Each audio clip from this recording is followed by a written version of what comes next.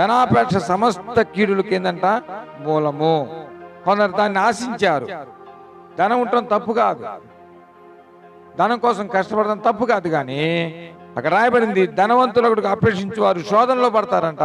రెండోది ఉరిలో పడతారంట. అవివేక విత్తములను హానికరములైన అనేక దురాశలోను పడుదురు.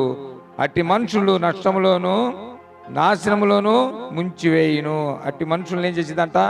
నష్టంలోను నాశనములోను ముంచివేయును. ఎందుకనగా ధనాపేక్ష సమస్తమైన కీడులకు మూలము. కొందరు దాన్ని ఆశించి ఏమయ్యారంట? విశ్వాసము నుండి తొలగిపోయి నానా బాధల చేత తాముకు తామే పొడుచుకొని రాయబడింది. కాబట్టి మనం చూసినప్పుడు వీరేమైపోయారంట? ధనాపేక్షలయ్యి లంచం పుచ్చుకొని న్యాయాన్ని ఏం చేశారంట? తిప్పివేశారు. దాని బిడ్డారా, న్యాయమును తిప్పివేశారంట.